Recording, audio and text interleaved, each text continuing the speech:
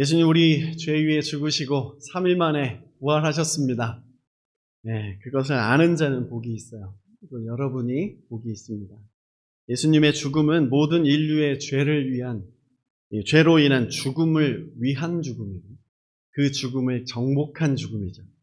그분의 육체가 죽었습니다. 예수님의 육체 가운데 심장이 멈추고 뇌 기능이 멈추고 모든 바이탈 사인이 멈췄어요.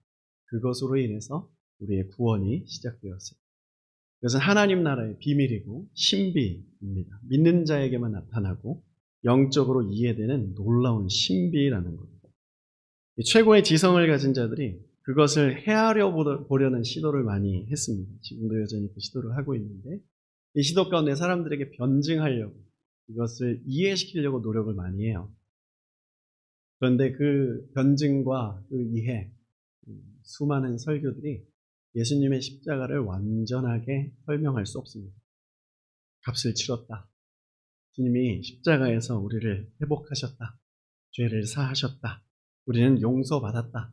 이렇게 많은 학자들과 사람들의 설명이 있지만 그 설명으로는 십자가의 구원이 어떻게 일어나는지 완벽하게 해설할 수 없습니다. 그만큼 십자가의 신비는 놀라운 것이죠. 우리 사랑은 이해되는 것이 아니라 경험될 때 진짜 사랑이라고 하죠. 구원은 경험되는 것이 아니라 믿어질 때 진짜 구원이 이루어지는 것입니다. 믿음은 경험을 앞서는 탁월한 감각이라고 할 수 있어요. 여러분에게 이 믿음이 있기를 소원합니다.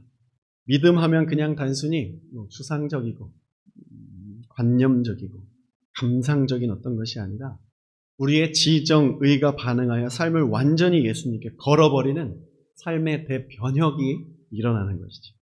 그 변혁의 실제는 성경을 통해서 일어나는 거예요. 예수님은 십자가에서 엘리 엘리 라마 사박다니 하시면서 나의 하나님 어찌 나를 버리셨나이까 기도했어요. 이것은 예수님의 고백이 아니라 시편 22편의 고백입니다. 시편 22편 1절 말씀 다 같이 읽습니다. 내 하나님이여 내 하나님이여 어찌 나를 버리셨나이까 어찌 나를 멀리하여 돕지 아니하시오니 내 신음소리를 듣지 아니하시나이까. 하나님은 예수님을 돕지 않으신 것이 아니라 돕지 못하셨죠. 왜냐하면 그 기도를 듣고 예수님을 도왔다면 우리의 죄가 해결되지 않았기 때문이에요. 시편 22편의 기자는 말할 수 없는 고통 가운데서 신비를 노래합니다. 계속 노래를 이렇게 해나가다가 시편 22편 22절에 내가 주의 이름을 형제에게 선포하고 회중 가운데 주를 찬송하리이다. 이렇게 찬송을 바꿔버려요. 고통 가운데 하나님의 회복의 신비를 경험한 이 시편 기자는 주님을 형제에게 선포하고 가르치겠다 이렇게 결단하고 찬양합니다. 이것은 예수님의 부활의 신비를 노래한 예언적인 메시지인데 이 말씀은 우리 예수님께서 십자가에서 성취하셨어요. 엘리 엘리 라마 사박다니 예수님께서 선포하시면서 이 22편이 하나님의 능력 가운데 액티베이트 되었다. 실행되었다는 것을 선언한 거예요. 예수님도 구약 성경에 깊이 뿌리내린 분이라는 것을 깨달을 수 있습니다. 구약에 예언된 메시지를 예수님은 십자가상에서 완전히 이루셨죠. 말씀대로 산다는 건 이런 거예요. 하나님의 말씀을 내가 가지고 말씀을 그냥 묵상하고 깨닫는 것을 멈추는 것이 아니라 하나님의 말씀을 우리의 삶으로 운반해야 돼요. 이 말씀을 내 삶 속에서 그리고 누군가가 이것을 보아야 하는 것입니다. 읽혀지는 이 성경은 그리스도인을 통해 보여지는 성경이 되어야 하는 것이죠. 예수 믿는 것은 성경대로 믿고 그렇게 삶에 적용하는 거예요. 다른 대안이 없습니다. 구약 성경이 수천 년간 예언했던 예수 그리스도께서 오셔서 십자가에서 그 약속을 성취하신 거예요. 여러분 예수를 믿는다는 건 단순히 우리가 기독교인입니다. 나 교회 다닙니다. 이것을 말하는 것이 아니에요. 예수의 능력이 우리의 삶에 나타나는 것을 보여주는 거죠. 하나님의 성령의 법이 우리의 삶에 적용되는 것을 보여주는 거예요. 내가 하나님의 그 새로운 국민, 주의 나라, 주의 백성, 영원히 멸하지 않는, 영원히 죽지 않는 영생의 민족이다. 이런 것들을 말씀을 통해서 세상에 보여줘야 하는 것이라고 하는 것이죠. 유명인들의 삶은 세계 수많은 사람들에게 표적이 되고 유행이 되고 영향력을 주죠. 우리는 이 땅의 하나님 나라의 아주 유니크한 백성들. 그래서 세상은 기독교에 그토록 관심이 많은 거예요. 불교에도 비리와 온갖 더러운 일들이 많이 일어납니다. 천주교에도 그런 일들이 있고 다른 종교에 온갖 더러운 일들이 일어나고 있어요. 근데 사람들은 그것을 많이 문제 삼지 않습니다. 왜 그렇습니까? 그건 유니크하지 않아요. 생명이 없기 때문이에요. 그러나 유독 기독교만은 언론에 뭐 하나 올라오면 1년 가는 거예요. 그거 가지고 평생 가면서 사람들 마음속에는 교인들도 이런 뉴스들이 올라오면 교회가 결국 이렇구나 하면서 교회를 떠날 수 있는 그런 준비를 하는 거예요.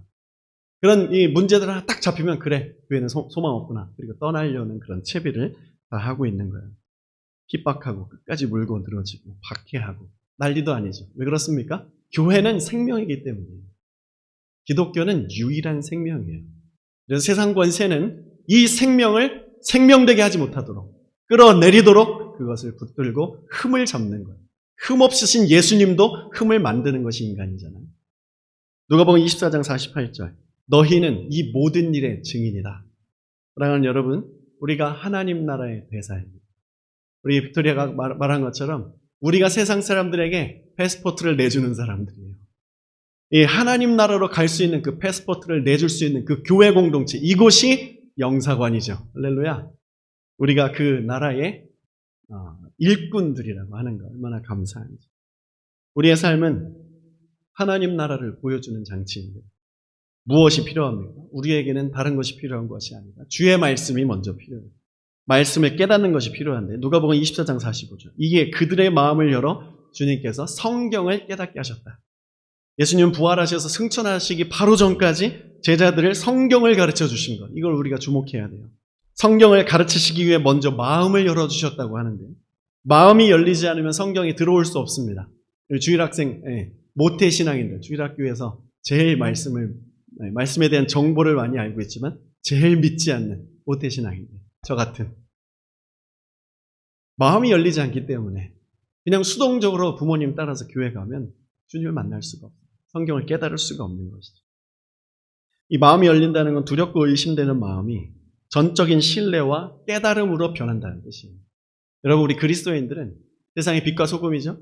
우리가 세상 사람들, 주님을 모르는 사람들에게 말씀의 마음을 열 수 있는 통로예요. 우리의 삶으로 인해서 세상 사람들이 말씀에, 교회에, 예배에, 하나님께 마음을 열 수 있느냐 없느냐, 이걸 결정하는 것이죠. 우리의 삶이 그래서 중요하다는 거예요. 우리의 삶은 어떤 사람들에게 예수 믿으면 저렇게 되는구나. 그래서 하나님께 마음을 열 수 있도록 그렇게 하는 주님의 마음을 여는 통로인 것입니다. 우리가 그래서 십자가를 더 깊이 바라봐야 해요. 십자가는 두려움과 의심과 걱정과 근심과 질병과 어려움을 떠나게 하는 모든 것을 덮어버리는 주의 사랑과 능력으로 덮어버리는 능력이에요.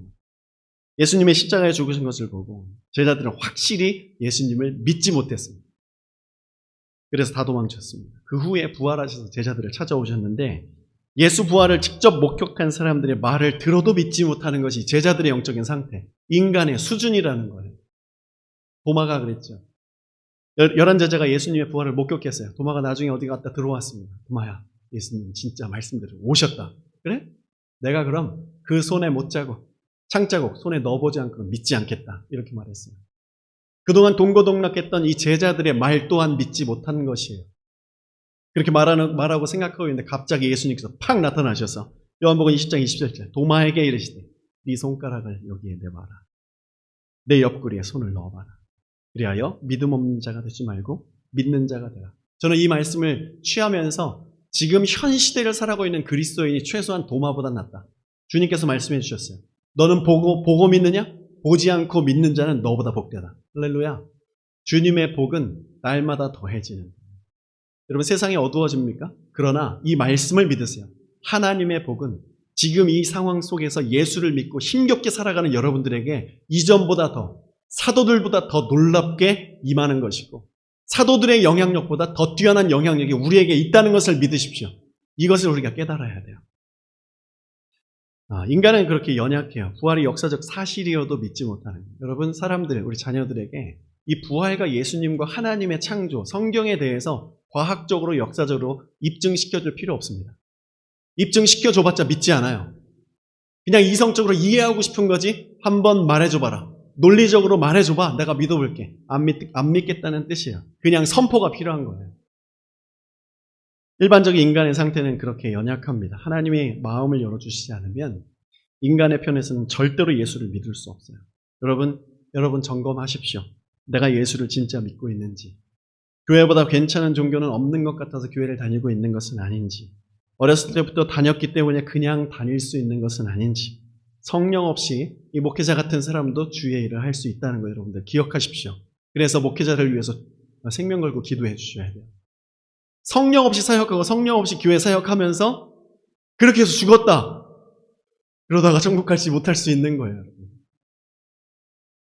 점검하는 기준은 몇 가지가 있어요. 십자가에서 나의 죄값을 지불하신 그 예수님, 그 십자가 예수를 생각하면 내 가슴에 떨림이 있는 거예요. 예수님처럼 이 세상을 살면서 누군가에게 대가 지불하면서 예수님의 그 대가 지불처럼 그렇게 남을 위해 죽어주지는 못하겠지만 누군가를 위해서 내가 대가 지불을 하면서 그 사람을 섬겨주고 있는 것인지, 과거의 쓴뿌리와 상처를 붙들고 사는 것은 아닌지, 예수님 말씀 믿고 소망하며 살아가는지, 상황과 환경 가운데 내가 그냥 중심 없이 휩쓸리고 있고 흐트러지고 있고 분별의 능력이 없는 것은 아닌지, 말씀 붙들고 어두움 가운데서 주님을 부르고 있는지, 여러분에게 어떤 소망이 있는지, 삶의 역전을 주시는 예수님에 대한 소망이 있는지, 지금이 코로나이지만 여러분들에게는 이 삶 속에서 하나님께서 우리에게 새로운 국면을 맞이하게 해주실 것이고 새로운 돌파를 주실 것이라는 그런 믿음이 있는지, 또 다른 것은 교회를 대하는 태도를 통해서 내가 구원받은 사람인지, 내가 하나님의 백성인지 아닌지를 점검할 수 있어요. 교회를 가족처럼 느끼시는지, 교회를 통해서 하나님께서 일하신다는 믿음이 있는지, 나의 삶에 나의 가족을 제외한 사람들에게 복음을 전하기 위한 그 마음을 가지고 있는지, 죽어가는 영혼을 위한 안타까운 마음을 우리 안에 가지고 있는지, 여기서부터 점검하고 내가 내 마음속에 걸리는 하나님께서 주신 마음 가지고 그것을 하나씩 실행해 나아가는 것이 중요하죠. 여러분, 예수 믿는 자에게는 하늘의 능력이 있습니다. 지금 이 순간 여러분들 안에 하나님의 능력이 있는 줄로 믿으십시오. 여러분들은 부활을 믿습니다. 그 부활의 능력은 여러분들에게 하나님께서 속해 주신 거예요. 보호하심이 있다는 것을 믿으십시오. 여러분들에게 하나님의 위로가 준비되어 있다는 것을 믿으세요.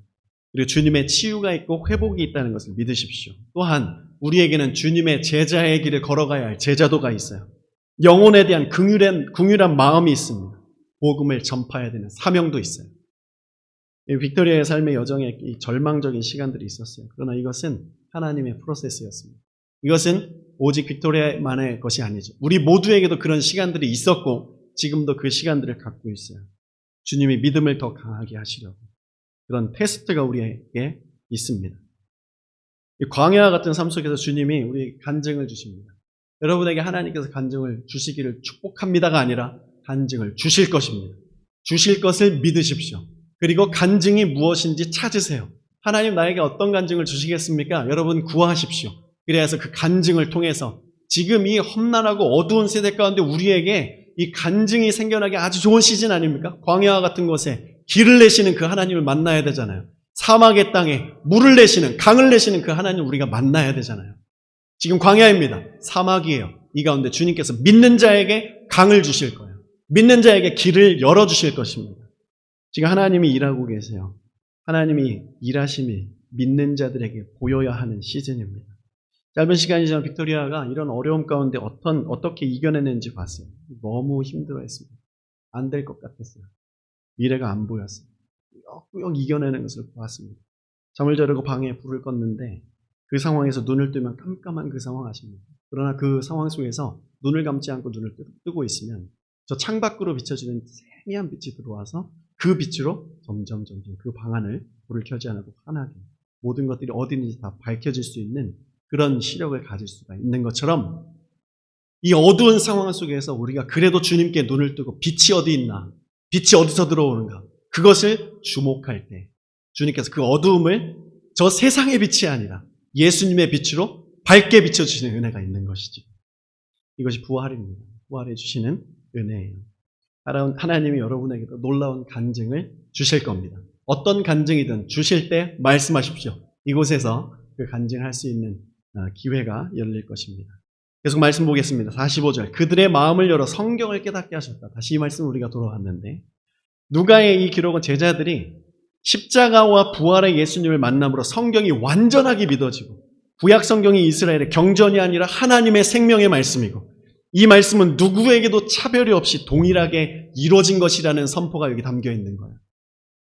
마테마가 누가 요한 4명의 저자는 이 부활이 우리 모두와 상관 있는 이야기라고 이 복음서 안에 기록되어 놓았습니다. 그 당시 천시 봤던 여성들, 외국인들, 이방인들, 아이들, 아픈 자들, 장애가 있는 자들, 가난한 자들, 심지어 범죄자들도 어떤 실패를 경험한 자들도 하나님 앞에 구원받을 수 있는 자격이 된다.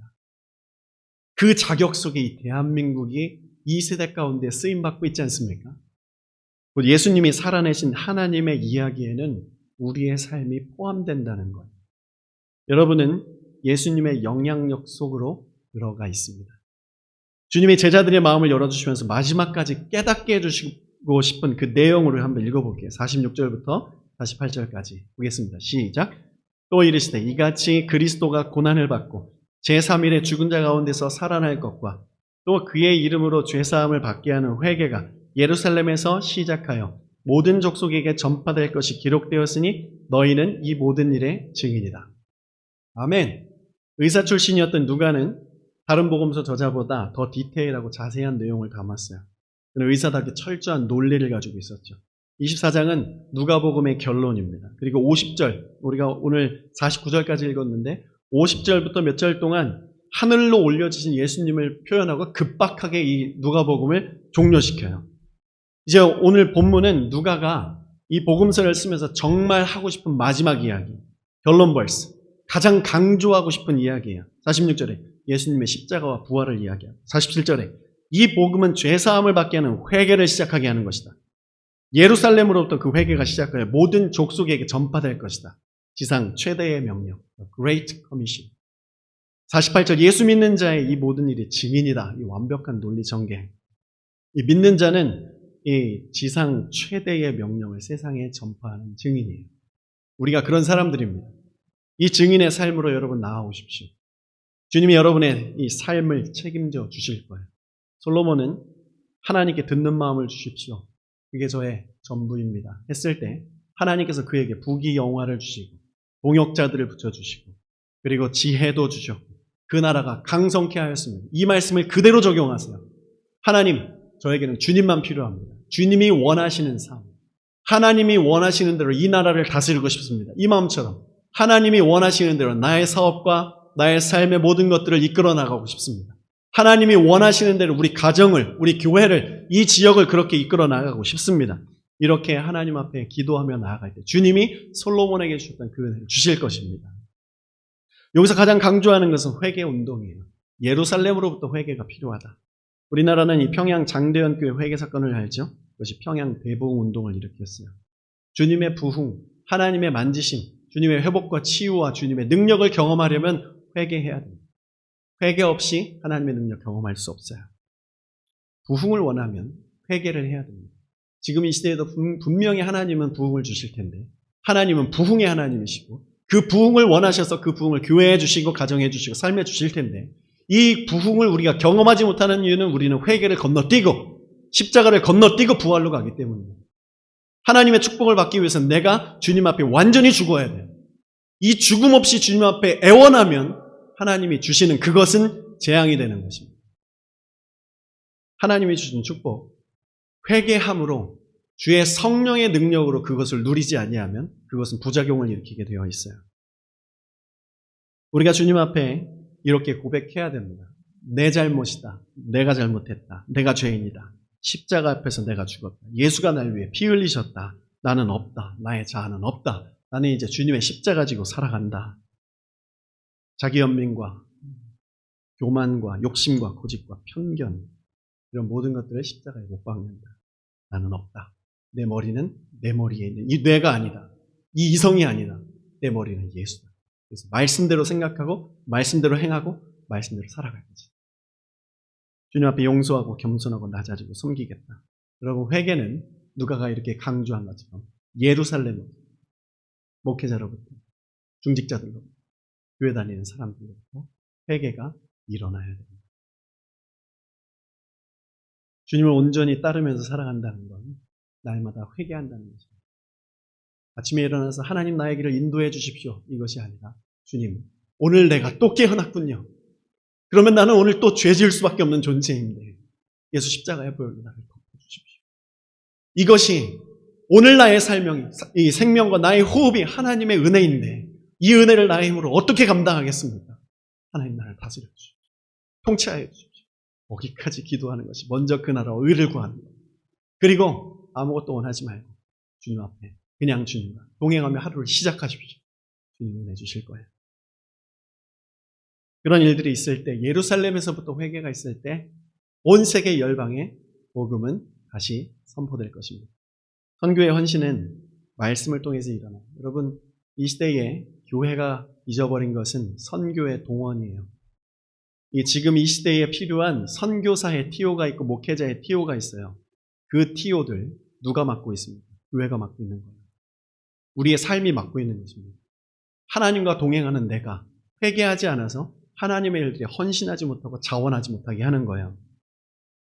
말씀은 말씀을 맡은 자가 영육간의 인정을 받아야 그 사람을 통해 전해지는 이 메시지가 성도들에게 전파되고 영적으로 인격적으로 안정된 상황 속에서 이 메시지를 순전하게 메시지를 받을 수 있는 거죠. 이것을 우리가 회복할 수 있도록 기도해야 돼요. 메시지는 메신저의 상태에 좌우됩니다. 설교와 교수님이 설교를 하면 청중들은 저기서는 저 테크닉을 쓰는구나. 여기서는 이렇게 하는구나. 이렇게 말을 하는 이유는 저 이야기를 하기 위해서구나. 그래서 설교를 듣는 동안 설교의 뼈대와 이 내용 전개를 파악하다가 설교가 끝나요. 하나님의 음성 듣지 못할 수 있는 거예요.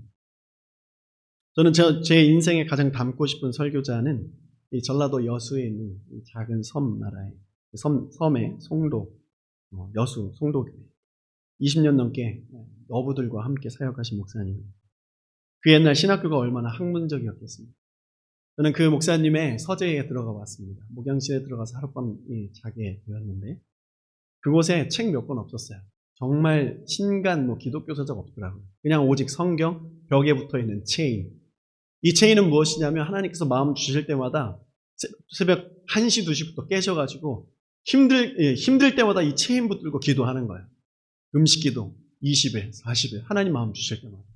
철야 기도, 늘상 주어진 철야 기도 가운데 내가 일어설 수 없을 때 저 체인 붙들고 일어나서 말씀 붙들고 말씀 선포하면서 기도하는 거기에 능력이 있었어요. 지난번에 한번 말씀드린 것처럼 이분은 30년간 한 번도 설교 원고를 준비하지 않았습니다. 이건 우리가 설교를 준비해야 된다 안 된다 이 문제가 아니에요. 하나님께서 말씀을 주신 거예요. 하나님께서 말씀을 끝없이 하나님 말씀 묵상하고 말씀 붙들고 믿으려고 노력하고 이 체인 붙들고 하나님 앞에 기도하며 나아갈 때 주님께서 영적으로 말씀을 성령이 그때에 맞는 입술을 허락해 주신다. 이런 일들이 일어나는 거예요. 한 번은 이런 일이 있었어요. 30년 설교 인생 가운데 딱 한 번 강단에 올라갔는데 하나님 말씀을 안 주셨어요. 말씀을 안 주시고 이렇게 가만히 앉아서 성도들만 쳐다보고 있는데 말씀 없이 그 가운데서 목회자가 말할 수 없는 목회자가 설교할 수 없는 것들 영으로 느끼는 거예요. 내가 기도하지 못했구나. 그러면 성도들이 막 눈물로 기도하면서 부흥회가 자동적으로 일어났다는 거예요. 여러분 인간적인 것과 우리 신앙의 습관적인 것, 우리가 알고 있는 경험적인 것 이거 내려놓지 않으면 하나님께서 새 일을 우리에게 할 수 없어요. 하나님의 역사는 성령이 하시는 겁니다. 사람을 통해서 하는 것이 아니지요. 또 한 분은 몽골에서 예수 은혜교회라는 그 교회를 섬기고 계신 이분 마찬가지예요. 선교적으로 우리가 생각했을 때 선교사로 파송되면 한 2년 동안 이제 현지 언어 배우고 공부하고 현지 언어로 설교하려고 노력하고 그렇게 해야 되잖아요. 그런데 그분은 그럴 여유가 없었어요. 하나님이 강권적으로 호주로 가시려고 했는데 강권적으로 몽골로 보내셨는데 100불 딱 있었어요. 4명 가족들 6개월 동안 칫솔 하나로 4명 칫솔 하나로 양치질하고 매일 라면 하나 하루에 라면 하나 끓여서 4명이서 먹고 그렇게 하나님께서 그곳에 강권적으로 살게 하시면서 예수 은혜교회 허가도 날 수 없는 곳에 허가를 내게 하셔서 교회를 세우셔서 그 현지인들 몽골 사람들을 한국어로 가르쳐서 이 트랜슬레이터를 하게 하는 거예요. 그런데 그 가운데에서 놀라운 일들이 일어나는 거예요. 사람들이 막 성령 받고 쓰러지고 하나님 만나고 경험하는 일들이 그 가운데서 일어나는 거예요. 그분도 동일했습니다. 책 읽고 싶지 않으세요? 무슨 요즘 신간 기독교 서적들 읽고 싶지 않으세요? 제가 보내드릴까요? 필요 없어요. 성경에는 충분히. 그렇게 말하고 지금도 그렇게 살아가고 계십니다. 이빨 다 빠지고 신장 다 나고 머리 다 빠지고 힘겹게 그렇게 살아가는데 교회가 회복하고 있어요. 나의 영혼은 날마다 후퇴하나 내 영혼은 날로 새롭다. 우리 모두는 그런 메신저입니다. 여러분, 세상에 소망 없는 이상한 그 기독교를 욕하고 기독교에서 일어나는 그 나쁜 행동들, 그런 뉴스에 눈 귀 기울이지 마시고 이렇게 좋은 뉴스들, 좋은 내용들을 좀 바라보십시오. 지금도 교회는 사고 치는 교회보다 사고 안 치는 교회가 훨씬 더 많다는 거 기억하세요. 단지 몇 %예요. 그러나 우리의 눈이 영적이지 못해서 그것만 바라보고 이것이 교회라고 생각하는 거예요. 사단의 계략입니다. 여기서 부활하시고 축복합니다. 거룩한 메시지, 예수 복음을 담은 메신저. 메신저는 모든 면에서 거룩하고 인정받아야 되는데 참 어렵습니다. 목회자가 위선자가 되기가 참 쉬워요. 집에서 인정받지 못하면 끝입니다. 사용 못해요. 여러 가지 균형이 필요한데 절제도 필요하고 사랑도 필요하고 낮아짐도 필요하고 눈높이도 필요하고 여러 가지가 필요해요. 참 힘들어요. 어떻게 이런 것들을 감당할까? 우리 윗세대 목사님들은 어떻게 이런 상황 속에서 그렇게 큰 사역들을 감당했을까? 궁금합니다. 누가 이런 것들을 완벽하게 할 수 있을까? 이론적으로는 알지만 늘 쓰러지고 실패하기 일수인 저의 모습, 우리의 삶. 그러나 우리는 하나님을 예배하는 곳에서 주의 말씀으로 인해 또 일어나야 되는 것입니다.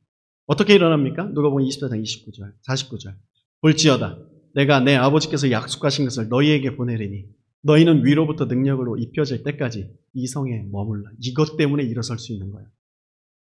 예수를 믿으면 십자가를 통과하고 죄사함 받고 부활의 몸이 돼서 새 사람이 돼요. 이 새 사람이 된 상태는 아담이 흙으로 지어진 상태예요. 창세기 2장 7절. 여호와 하나님이 땅에 흙으로 사람을 지으시고 생기를 그 코에 불어 넣으시니 사람이 생명이 된지라. 하나님이 만드신 아담은 그 코에 생기가 불어넣어지기 전에는 정결한 상태였어요. 우리도 예수님의 십자가를 믿으면 십자가로 인해서 정결케 됩니다. 그러나 거룩케는 될 수 없어요. 오늘 말씀 49절 말씀처럼 위로부터 입혀질 능력이 임할 때까지 이 성에 머물러라. 부활했다고, 부활체가 되었다고 하나님의 일 감당할 수 없다. 성령 받을 때까지 기다려라. 그래서 주일마다 예배 드리는 거예요. 성령 받아야 되니까 예배하는 것입니다. 거룩하다는 건 성령이 그 안에, 주님께서 그 코에 생기를 불어넣으시지. 말씀으로 주장되는 삶을 살아가기 위해서는 사람의 능력은 필요 없어요. 계획을 세운다고 사람이 제자가 되는 것이 아니고, 제자 훈련을 받는다고 제자 훈련이 되는 것이 아니고, 성경을 백독한다고 신학교를 나온다고 주의 제자로 사는 것이 아니에요. 거룩해지는 것도 아니에요. 또 내가 이것으로 은혜 받았다고 다른 사람들도 은혜 받지 않습니다. 하나님은 은혜 받을 통로를 각자에게 주세요. 저는 여러 선교단체에서 그 훈련을 받았었는데, 그래서 사람들에게 당신은 이런 것들이 필요할 것 같습니다. 이곳이 좋을 것 같습니다. 여기를 한번 가보십시오. 저기를 한번 가보십시오. 이렇게 추천해요. 근데 그 사람들이 다녀오면 제가 받은 것처럼 은혜를 받지 않더라고요. 근데 제가 깨달은 것은 은혜의 통로는 가까이구나. 하나님이 주시는 각양의 그 은사, 각양의 사람들에게 주시는 그 상황화, 주님이 이뤄 가시는구나. 주님이 세워주시는구나. 그런 걸 깨달았습니다. 어떤 훈련이나 세미나가 사람을 바꾸는 것이 아니라 하나님이 살게 하신 곳에서 예배 잘 드리고 필요한 부분이 있으면 섬기고 머무는 그것. 거기서부터 성령이 임한다는 거예요. 우리 이곳에서 위로부터 능력이 입혀질 때까지 머물고 예배하기를 소원합니다. 여러분, 이곳은 하나님이 여러분들에게 성령 주시기 위해 특별히 자로 줄로 재워준 구역이라는 걸 믿으세요. 이곳에서 성령이 임할 때까지 머무십시오. 주님은 이 약속을 하셨으므로 그 성령을 보내주실 겁니다. 이미 그 성령이 우리 가운데 있는 줄로 믿어요. 그러나 우리는 또 새로운 성령으로 거듭나야 되는 것이죠.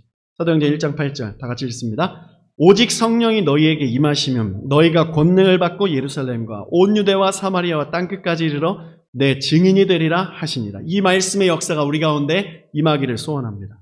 이 새로운 약속이 이루어질 것인데, 우리가 이 부활의 말씀, 매년 똑같이 듣는 이 부활의 예수 그리스도는 매년 새로운 능력과 새로운 성령을 준비하십니다.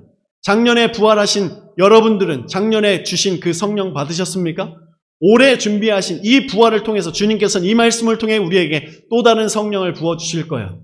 우리는 이 성령을 꼭 받아야 됩니다. 왜냐하면 새로운 시대가 준비되고 있기 때문이죠. 여러분, 코로나는 우리가 하나님 앞에 그 십자가로 못 박혀야 될 것을 못 박고 부활로 말미암아 부활하고 정결케 완벽하게 부활로 준비될 것들을 준비시키고 우리에게 성령 부어주심으로 말미암아 옛부대가 아니라 새부대로 인하여 하나님 나라의 새로운 역사가 또다시 쓰여지는 그 놀라운 것들을 보게 하기 위해서 우리에게 이 코로나를 주신 것으로 믿으십시오. 그리고 우리가 이 시간에 기도할 것은 성령님 내게 임하시옵시오. 내가 주의 성령을 기다리겠습니다. 이 말씀 붙들고 참 부활의 삶 살고 싶습니다. 이 땅에 부활 소망 가지고 예수 고난을 내 삶에 담고 살고 싶습니다. 그리하여 해서 우리의 뷰는 온 세계 열방이 주를 믿는 데까지 나아가는 것, 걸어가는 것이에요. 우리가 온 세상에 나아갈 수 없어서 하나님이 캐나다로 보내셨고 열방을 이 땅에 모이게 하셨습니다. 이 땅에 열방이 모여 있어요. 이 세상에 우리는 복음 들고 그들을 축복하고 만나고 연결하고 그들을 위해 기도하고 섬기는 일들을 해나가야 돼요. 우리는 그들에게 구원을 줄 수 없어요. 그러나 그들에게 구원의 자리로 나올 수 있는 마음은 열게 할 수 있습니다. 우리의 삶이, 우리 교회가 그런 일들을 감당하는 그 시선을 가지고 믿음을 가지면 하나님이 채워주실 거예요. 재정을 보내주실 것이고 열방에서 동역자들을 보내주실 것이고 주의 성령을 보내주셔서 우리 하나된 이 공동체로 말미암아 세상이 다시금 소망을 얻게 될 것입니다. 세상이 어둡든지 말든지 전쟁을 하든지 말든지 우리는 예수 그리스도로 말미암아 그 소망을 잃지 않고 이 땅을 위해서 눈물을 흘리며 기도할 거예요. 다 같이 기도하겠습니다.